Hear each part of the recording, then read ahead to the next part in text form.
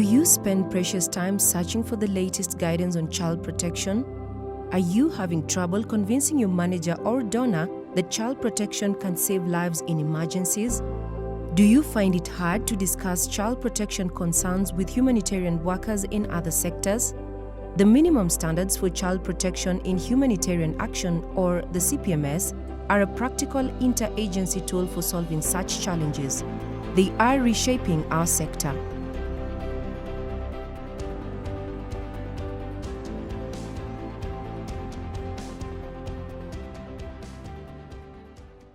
The minimum standards play a key role working to strengthen the quality and accountability of child protection programming. They allow for a number of things: for a clear basis for coordination, for expectations of appropriate responses, and improved monitoring and reports. Perhaps the most important thing, though, is that they don't exist in isolation, and they have become an important component of the toolkit for humanitarian action. The Child Protection Working Group is the global coordination body for protecting boys and girls in humanitarian settings. In 2012, it launched the Child Protection Minimum Standards. Each standard was drafted by a team of experts and peer-reviewed. During the 2-year process, over 400 people from 30 agencies and governments participated. The CPMS build on other global and national standards and are recognized as a companion to the Sphere standards. Within a year, they were available in English, French, Arabic, Spanish, Pashto, and Korean, and with your help, that list will grow as the rollout continues. Available as a handbook and online, the simple and color-coded structure of the minimum standards makes them easy to navigate. Beginning with key principles and approaches, they contain standards for a quality response, for addressing needs, for developing adequate strategies, and for mainstreaming child protection into other humanitarian work. Under each standard, you find background information on the topic, the standard itself, in 1 or 2 sentences, key actions in the preparedness or response phase, outcome and action indicators to measure your efforts, notes to guide the work, and a reference list. The CPMS puts the principles that guide the protection of girls and boys at the center of our work. Do you know all 10? The UN Convention on the Rights of the Child stresses survival and development, non-discrimination, child participation, and the best interests of the child. The Sphere Handbook has contributed the principles of do no harm, ensure access to impartial assistance, protect people from harm owing to violence and coercion, and help them claim their rights, access remedies, and recover from the effects of abuse. But the CPMS go further and state that, through our humanitarian work, it is also our duty to strengthen the systems that protect girls and boys and strengthen children's own resilience. Sometimes our field staff members are under enormous pressure of responding immediately and jumping into the response without consulting enough of existing actors and then also existing systems on the ground.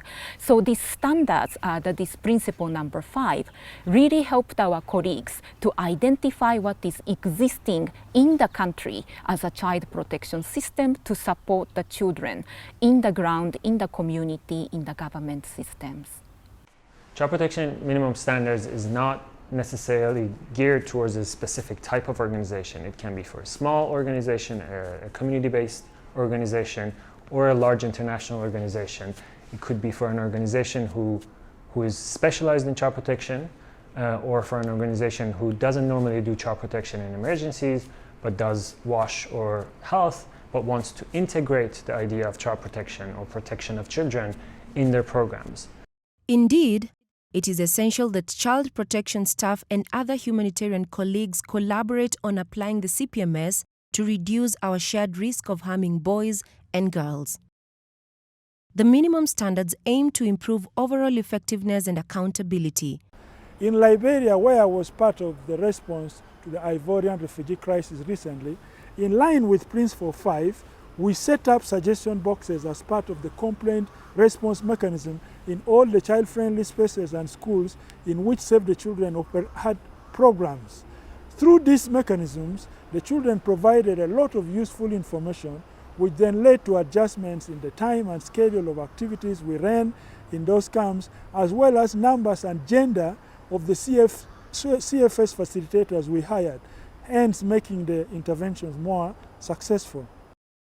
There is a clear need to increase the sector's effectiveness by producing a solid evidence base. Thus, the CPMS both clarify how we measure the impacts of our work and provide sample indicators. The CPMS are for all stages of humanitarian action.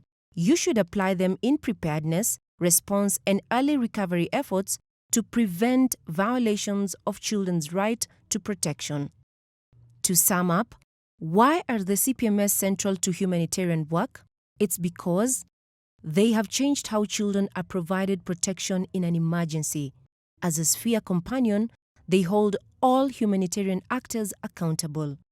And because they must be applied to prevent violations from happening, to respond to those which have, and to be prepared for an emergency. In using them, you will find that they are a practical interagency tool. They are easy to navigate, and working with colleagues can be adapted to your context. So child protection minimum standards provide a benchmark and a common frame of reference for all practitioners. It's a combination of lessons that were learned by many practitioners in different contexts and different emergencies that are all coming together and handed to us as a gift.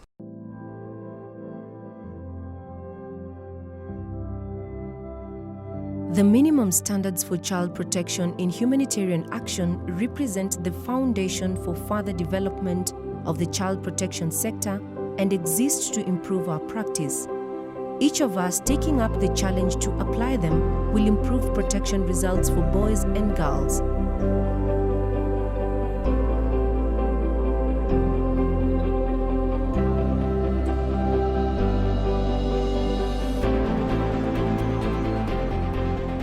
Other installments in this series focus on how to use the CPMS and on the specific standards for addressing needs.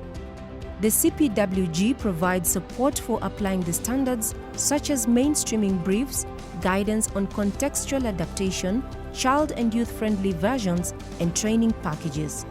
For more information, please go to cpwg.net/minimum-standards.